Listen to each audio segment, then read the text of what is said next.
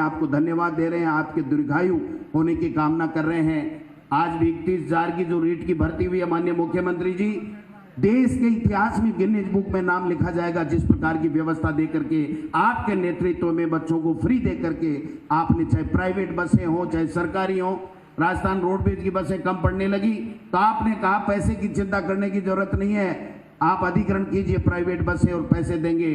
और लोगों से आपने जो अपील की, भामाशाहों से, एनजीओ से, राजनीतिक पार्टी के लोगों से आपने कहा लोगों की सेवा कीजिए, ठहरने की व्यवस्था कीजिए, खाने की व्यवस्था कीजिए। जो भी बाहर से दूसरे स्टेट से आए थे माननीय मुख्यमंत्री जी, वो बेटे और बेटी परीक्षा देने के बाद में ये कहते हुए सुने गए, सोशल मीडिया पे चला, हमारे मीडिया के भाइयों ने चलाया कि हमने हमारे जीवन में आज तक ऐसी अभूतपूर्व व्यवस्था नहीं देगी।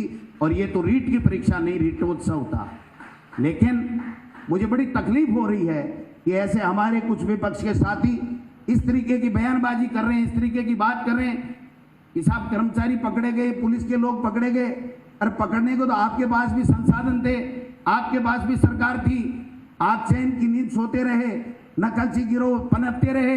ये मुख्यमंत्री अशोक गहलोत है जिसने कहा एक भी नकलची नहीं होना चाहिए, एक भी बच्चे के साथ जो मेहनत कर रहा है उसके साथ में खिलवाड़ नहीं होना चाहिए। ये निर्देश दिए और कहा कि अगर हमारा सरकारी कार्मिक अगर पकड़ा जाएगा और दोषी पाया जाएगा तो उसको बर्खास्त किया जाएगा। किसी में हिम्मत थी दूसरे में?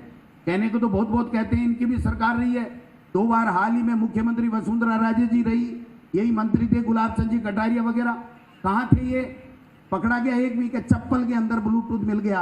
अरे पहले भी था चप्पल के अंदर, लेकिन आपने पकड़ा नहीं, आप सोते रहे और हम जागते रहे। और हमारे मुख्यमंत्री जी ने पकड़ करके दिखा दिया कि बच्चों के साथ जो मेहनत करता है उसके साथ में हमें न्याय नहीं होने देना चाहिए।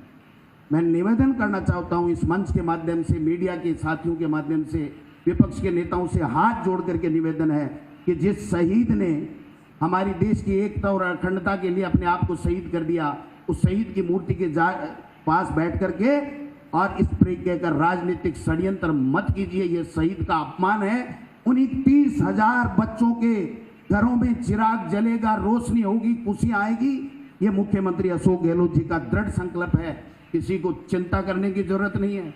अगर कोई गलती हुई है, कोई बेईमानी हुई है, कोई गड़बड़ हुई है तो हमारी पुलिस को बताइए, मुख्यमंत्री जी को बताइए, हमको बताइए, हमारे किसी एमएलए, किसी मंत्री को बताइए। जांच कराने के लिए तैयार हैं, दोषी को दंड देने के लिए तैयार हैं।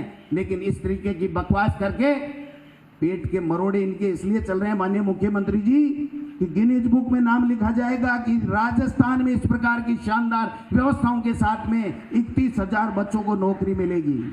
मैं कहना चाहता हूं यही नहीं रुकना। कल माननीय मुख्यमंत्री जी से मैं मिला था, उन्होंने कहा डोटासरा जी आपके विभाग में भर्तियां ज्यादा निकलती हैं, 19,000 की बजट घोषणा है, 10,000 की कंप्यूटर की स्थायी भर्ती है, वो 29,000 का हमको जल्दी से जल्दी विज्ञप्ति निकलवानी है। मैं माननीय मुख्यमंत्री जी इस मंच के माध्यम से आज इस 2 अक्टूबर की जयंती पे आपसे निवेदन करना चाहता हूं कि अक्टूबर के अंदर अंदर आपके नेतृत्व में 29,000 की भर्तियां और निकलेंगी। ये आपका एक विजन है, आपका एक सोच है कि हमारा बेटा और बेटी नौकरी लगना चाहिए, जिसका अधिकार है, जो मेहनत करता है। लेकिन इसका जवाब देना पड़ेगा हमको। इस तरह से छोड़ने की जरूरत नहीं है।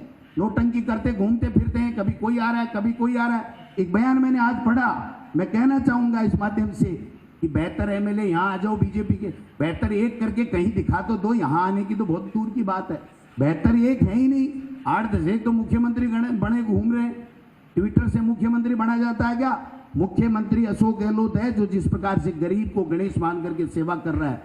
मुख्यमंत्री की टीम में रघु शर्मा जी, हरीश चौधरी जी, बीडी कल्ला जी, शांति धारीवाल जी, तमाम ये मंत्री बैठे हैं। हम सब लोग दिन रात काम कर रहे हैं। और मैं आपको विश्वास दिलाना चाहता हूं, हमारा पार्टी का कार्यकर्ता, हमारे तमाम एमएलए एमपी, आपके निर्देश है कि गांव-गांव, ढाणी-ढाणी में जाए और गरीब की सेवा करे। उसका जो भी काम अटक रहा मेरे तक बताए। अगर नियमों में संशोधन करना पड़ा, स्थिलन करनी पड़ी तो हम लोग करेंगे। चिंता करने की जरूरत नहीं। ये इतनी बड़ी बात है माननीय मुख्यमंत्री जी, ये संदेश जा रहा है। बीजेपी वाले तो केवल संदेश की राजनीति करते हैं, आप तो माननीय मुख्यमंत्री जी काम भी करते हो और संदेश भी देते हो। लेकिन थोड़ा सा आपके बजाय हमको भी, थोड़ा सा इनको भी संदेश देना पड़ेगा ये नोटंकी बंद करो, जनता के बीच में जाओ। 2.5 साल में एक काम नहीं बता सके, एक कमी सरकार की नहीं बता सके। आज किस मुंह से यहाँ 20 बच्चों को लेकर के बच्चों को भड़कलाने का काम कर रहे हो? ये देखना पड़ेगा आपको और हमको समझना पड़ेगा। आज बजट किस तरीके का दिया था माननीय मुख्यमंत्री जी आपने, इतना शानदार बजट कि बोलती नहीं मणि पिछली गली से निकल करके चले गए, यही गुलाब चंद जी कटारिया, यही राठौड़ साहब, यही सतीश पूनिया जी। और आज मैं धन्यवाद देना चाहता हूं, एक एक काम जो बजट में आपने दिया था उसका इंप्लीमेंटेशन हो चुका है। मैं अधिकारियों को भी इस मंच के माध्यम से धन्यवाद देना चाहता हूं। हम सबको एक टीम भावना के साथ में काम करना पड़ेगा, इनके झूठी बातों का जवाब देना पड़ेगा और गरीब की सेवा करनी पड़ेगी। आपने मुझे मौका दिया, आपका बहुत बहुत धन्यवाद। जय हिंद, जय भारत।